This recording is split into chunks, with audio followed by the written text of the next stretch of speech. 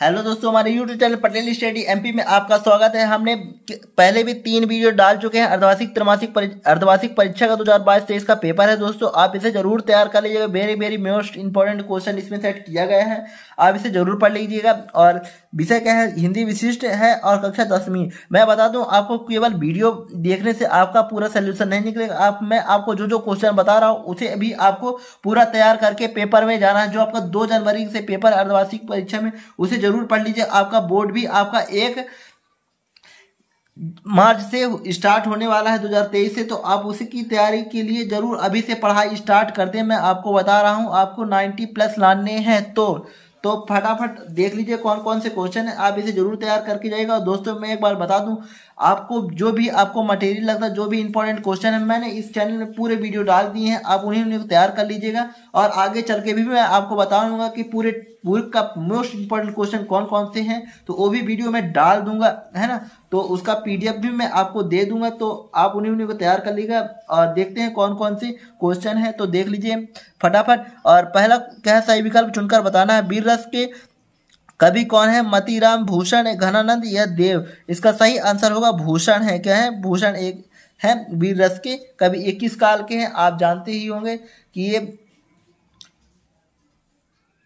और दूसरा क्या है, छायावाद काल के हैं। और दूसरा क्या है, छायावाद के प्रतिनिधि कवि कौन है? जयशंकर प्रसाद या जगदीश गुप्त या महावीर प्रसाद द्विवेदी या रामधारी सिंह दिनकर? सही आंसर जयशंकर प्रसाद। और तीसरा क्या है, निबंध कितने प्रकार के होते हैं? कितने प्रकार के होते हैं? 4 प्रकार के होते हैं। भोजनालय में संधि है, इसमें सही कौन सा संधि? दीर्घ गुण वृद्धि संधि, आयादी संधि? इसका सही आंसर होगा नालय में कौन सा? दीर्घ स्वर संधि आता है। और 5वां क्या है, समास रचना प्रक्रिया में लोप हो जाता है। क्या हो जाता है? शब्दों का लोप हो जाता है। और 6वां क्या है, अर्थ के आधार पर वाक्य कितने प्रकार के होते हैं? इसका सही आंसर होगा 8 प्रकार के होते हैं। और चलते हैं रिक्त स्थानों की पूर्ति की। ये रिक्त स्थानों की पूर्ति में क्या क्या बताना है, क्या है? भ्रमर गीत खालिस्तान द्वारा रचित सूरसागर से लिया गया है। इसका क्या है, सूरदास द्वारा रचित हो गया। सूरसागर तो आप जानते हो सूरदास से ही आता है। और दूसरा क्या है, कवितावली की रचना किसने की? तुलसीदास जी ने। तो कौन जानता है कवितावली के लेखक? ये हमेशा भी बार बार आता है। इसका मैं बताता हूँ, इसका कई परिचय भाव पक्ष कला पक्ष तुलसीदास या सूरदास जी का आता ही रहता है। अगर आप पाठ में आपके इसके लेखक हैं तो आप इसे जरूर पढ़ के जाइएगा। और इसमें तो दोनों हैं। तीसरा क्या है, सूर्यकांत त्रिपाठी निराला खालिस्तान के कवि माने जाते हैं, छायावाद के कवि माने जाते हैं। और चौथे का क्या है, डैश डैश टूटने पर परशुराम नाराज हो गए? इसमें सही आंसर धनुष टूटने पर। धनुष तो जानते हैं, श्री राम ने तोड़ दिया था सीता विवाह के समय, तो उन परशुराम के ज्यादा क्रोधित हो गए थे। और 5वां क्वेश्चन है, श्री कृष्ण की कमर में खालिस्तान विद्यमान है। इसमें क्या है, बांसुरी हमेशा दबा कर रखते थे। और 6वां क्या है, पत्तों की लदी खालिस्तान कहीं हरी कहीं लाल? इसका क्या डाली होगा, पत्ती से लदी डाली कहीं हरी कहीं लाल होगा इसका सही आंसर। और तीसरा क्या है, एक शब्द में उत्तर देना, एक शब्द एक वाक्य में। तो पहला है, मूर्ति पर सर कंडे का चश्मा किसने लगाया होगा? इसका सही आंसर होगा क्या होगा, एक वाक्य शब्द में इसका आंसर होगा बच्चों ने लगाया था। और बाल गोविंद भगत हर वर्ष कहाँ स्नान करने जाते? तो इसका आंसर नहीं पता, आप जरूर देख लीजिएगा। और तीसरा क्या है, नवाब साहब के पास कितने खीरे थे? इसका आंसर होगा 2 खीरे थे। और चौथा क्या है, फसल कविता के कवि कौन है? इसका होगा नागार्जुन। और मैं बता दूं दोस्तों, आपको जो जो भी पाठ दिया गया, आप उसे कवि या लेखक के नाम जरूर याद करके जाए, है ना, क्योंकि ये कहीं ना कहीं आपका सही विकल्प में आ ही जाता है। चाहे सत्य हो, चाहे सही जोड़ी हो, चाहे एक शब्द में उत्तर हो। जैसे यहाँ पास आ गया कि फसल कविता के लेखक कौन है, तो और सही विकल्प में भी आ जाता है। तो आप क्योंकि ये 3-4 नंबर का यहीं से आपका बनता है, उसके कवि, उसके पाठ का नाम, उसके कवि या लेखक के नाम जरूर याद कर लें अपने पाठ से। और 5वां क्या है, गीतावली की रचना किसने की? तो इसका आंसर होगा तुलसीदास जी ने गीतावली की रचना की। तुलसीदास जी किस शाखा के कवि हैं? इसका होगा राम भक्ति शाखा। इसका सही आंसर क्या होगा, राम भक्ति शाखा के कवि है तुलसीदास जी ने। और सत आपको बताना है, उसमें तुलसीदास जी का निधन प्रयाग में हुआ, तो ये क्या होगा, सत्य होगा। क्या होगा, सत्य होगा।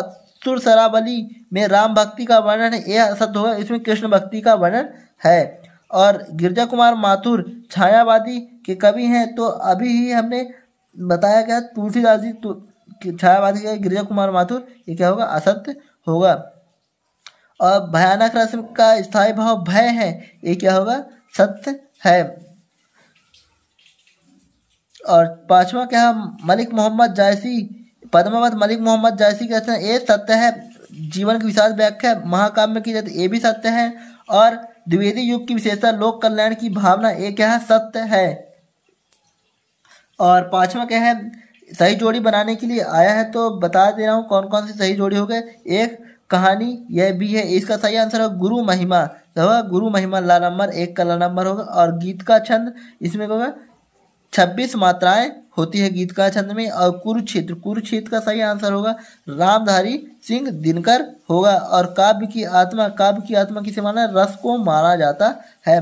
और संचारी भाव का संख्या क्या होगा, 33 माने गए हैं। और स्वयं प्रकाश क्या है, मन्नू भंडारी की रचनाएं हैं। और भक्ति काल का क्या होगा, आम आदमी जात का आदमी इसका आंसर होगा। और फिर इसके बाद कहता है लघु उत्तरीय प्रश्न, आपका यहाँ से आपका क्वेश्चन तैयार होता है, आप इसे जरूर पढ़ के जाएं इन क्वेश्चनों को, क्योंकि ये बार क्वेश्चन आए गए हैं ना, इसमें बहुत ही मोस्ट इंपॉर्टेंट क्वेश्चन है। आप इसे जरूर पढ़ लीजिए, एक बार अगर पढ़ लेंगे तो आप इसे बनाकर जरूर लिख सकते हैं, क्योंकि हिंदी का पेपर क्वेश्चन आंसर बहुत ही ईजी रहते हैं, लेकिन व्याकरण मेन चीज है। आज हमारा देखने का मतलब यही है कि व्याकरण आते किस तरह हैं पेपर में, आप ऐसे ही तैयार करके जाइएगा, क्योंकि आपका इस बार वेरी टफ पेपर आने वाला। और इस बार सोच लीजिएगा कोई वो ना होगा, लॉकडाउन कुछ ना होगा, आपका वेरी टफ आएगा, क्योंकि पिछले बार क्या होगा, थोड़ी सी छूट दे दी गई थी। इस बार क्या होगा, कोई छूट न रहेगा, तो आप पढ़ाई में फटाफट लग जाइए। तो पहला क्वेश्चन, रीतिकाल की कविताओं में किस रस की प्रधानता है। रीतिकाल में क्या होगा, श्रृंगार रस की प्रधानता है। और अथवा में क्या है, गोपियों के अनुसार राजा का धर्म क्या होना चाहिए। और दूसरा क्या है, संधि और समास में तो अंतर है, व्याकरण का पहला क्वेश्चन दे दिया। और अथवा में क्या पूछा, परशुराम ने क्रोधित होने पर लक्ष्मण ने धनुष टूटने जाने के कौन कौन से तर्क दिए, इसके 2 तर्क आपको बताने हैं। आप इसका विस्तार से भी लिख देंगे तो आपको 1 नंबर या 2 नंबर मिल जाएंगे।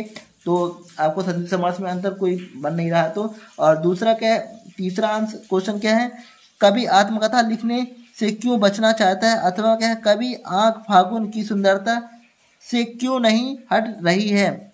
और चौथा क्या है, पान वाला क्या खा रहा था। अथवा में क्या है, होली के आस पास प्रकृति में क्या परिवर्तन दिखाते हैं। कोई 2, ये भी वेरी मोस्ट है और ये भी वेरी मोस्ट है, आप इन्हें जरूर तैयार कर लीजिए। और पांचवा क्या है, बाल गोविंद भगत के गायन की कोई 2 विशेषताएं बताना। अथवा लेखिका के व्यक्तित्व पर किन किन लोगों का प्रभाव पड़ा है। और छठवां क्या है, समास कितने प्रकार के होते हैं, ये जानते होंगे 6 प्रकार के होते हैं। और अथवा क्या है, निंदा करने वाले व्यक्ति को क्या कहलाता है, निंदक कहलाता है। ये बहुत ही ईजी है और 2 नंबर का है, तो आप इसे जरूर लिख दीजिएगा। और 7वां क्या है, काव्य के कितने भेद होते हैं। काव्य के आप जानते हो 3 भेद होते हैं। और अर्थ के आधार पर वाक्य कितने प्रकार के होते हैं, 8 भेद होते हैं। और 8वां क्या है, कवि के अनुसार फसल क्या है। अथवा क्या है, बच्चों की मुस्कान एक बड़े व्यक्ति की मुस्कान में क्या अंतर है, कोई 2 अंतर लिखना है आपको। और सबसे अच्छा रहेगा फसल क्या है, इसका आपको बताना है, आंसर विस्तार से भी लिख दिएगा। और 9वां क्या है, कविता का शीर्षक उत्साह क्यों रखा गया है, इसका पूरा डिटेल से लिखना है, ये भी वेरी मोस्ट बार पूछा गया है। अथवा क्या है, संगीत की दुनिया में झुमराव को क्यों याद किया जाता है। और 10वां क्या है, निम्नलिखित का समास विग्रह कर समास का नाम लिखना है। रसोई घर और संत दीप क्या है, दिगु है। और रसोई घर क्या है, तत्पुरुष समास है। और अथवा क्या है, वीर रस की परिभाषा, ये भी वेरी मोस्ट है, व्याकरण का सबसे इजी क्वेश्चन और बार पूछे जाने वाला, चाहे 9वीं हो 10वीं क्या हो 11वीं 12वीं, ये सभी में पूछा जाता है। आप इसे जरूर पढ़ लीजिएगा। व्याकरण रस की परिभाषा और उदाहरण सबसे इजी है, वो खूब लड़ी मर्दानी है तो झांसी रानी थी, है ना। और यह वह खून कहो किस मतलब का जिसमें उबाल का नाम नहीं, वह खून कहो किस मतलब का जो आ सके जिसके काम नहीं, ये सबसे अच्छे क्या है, उसके उदाहरण वीर रस के, है ना। तो 11वां क्या है, तुलसीदास और सूर्यकांत त्रिपाठी निराला का क्या साहित्यिक में स्थान और 2 रचनाएं लिखने के लिए आया है। तो तुलसीदास जी का कवितावली दोहावली इस पेपर में भी 2 बार आ चुका है। कवितावली के लेखक कौन है, दोहावली के लेखक कौन है, तो इसका आप जरूर लिख दीजिएगा। 2 नंबर तो यहीं पास बन जाते हैं। और साहित्य में स्थान यही बताना है कि तुलसीदास जी की तुलना किसी से नहीं की जा सकती। हिंदी काव्य साहित्य में उसका विशेष योगदान है ना। वो महाकवि माने जाते हैं। उनके जैसा कवि ना आज हुआ ना कभी होगा। तो आप ऐसे भी साहित्य में स्थान लिख सकते हैं। तो ये साहित्य में स्थान लिखने का यही सबसे अच्छा तरीका है कि सूर्यकांत त्रिपाठी निराले के अपने हिंदी में उनकी महत्व बहुत है। उनका स्थान सबसे अग्र यानी आगे लिया जाता है। और उनका अपने जीवन में बहुत से रचनाएं की हैं जो हमारे लिए बहुत ही योगदान है। ऐसे भी साहित्य में स्थान लिख सकते। 2 रचनाएं बनती तो ठीक है, नहीं इतना तो साहित्य में स्थान बना ही सकते हैं। तुलसीदास जी सबसे इजी है, हमेशा पूछा जाता है। अथवा में क्या दिया है, राम वृक्ष भुवनेपुरी और यशपाल साहित्य परिचय लिखना, भाषा शैली और साहित्य में स्थान। जो भी आपको 11 में से 2 पहला दूसरा जो भी अच्छा लगे आप उसे लिख दीजिएगा। और लघु त्रि प्रश्न क्या दिया है, सबसे पहले पद्यांश दिया है। आपको पद्यांश का क्या लिखा, संदर्भ प्रसंग व्याख्या। तो 3 चीज़ें आपको लिखनी है, 3-3 नंबर के हैं। और दूसरा क्या है, निम्नलिखित पद्यांश को नीचे लिखकर बताना है, प्रश्नों के उत्तर लिखना है। तो पद्यांश का आपको पूरा डिटेल ये क्या गद्यांश दिया है, अपठित गद्यांश दिया है ना।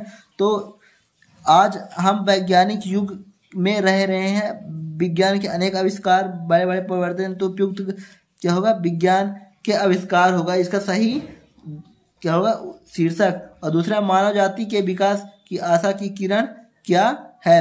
मानव जाति आशा की किरण क्या है, तो इसका बता दूं कि इसी परिवर्तन से मनुष्य की जाति की आशा हो सकती है। सघन अंधकार में रजत रेखा है। तो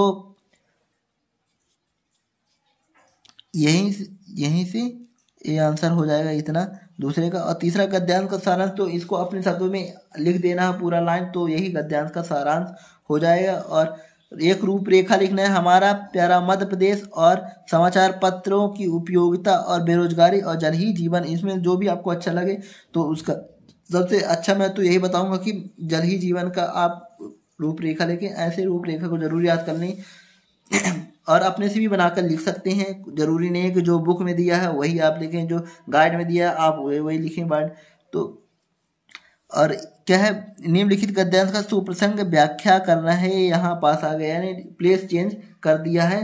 और इसका आपको संदर्भ प्रसंग व्याख्या लिखना है। ये आपका कितने नंबर का है, 3 नंबर का एक क्वेश्चन है। और दूसरा क्या है, अपनी निर्धनता का उल्लेख करते हुए शुल्क मुक्ति का प्रार्थना पत्र लिखना। मैं बता दूं, शुल्क मुक्ति या स्थानांतरण प्रमाण पत्र ये नॉर्मली ये हमेशा आते रहते हैं। और अथवा में क्या दिया है, इस बार क्या दिया है, प्रार्थना पत्र यानी कोई पत्र लिखने के लिए दिए, हमेशा एप्लीकेशन है। जैसे कहते हैं आवेदन पत्र दिया है 2 ठो। और बुक बैंक पुस्तकें प्राप्त करने हेतु तो अपने विद्यालय के प्राचार्य जी को प्रार्थना पत्र लिखना है। और तीसरे में क्या दिया है, निबंध दिया है। निबंध किसका किसका आया है, कंप्यूटर की उपयोगिता, किसी यात्रा का वर्णन या मनोरंजन के साधन या नई राष्ट्रीय शिक्षा नीति। इस बार बहुत ही टफ आया है।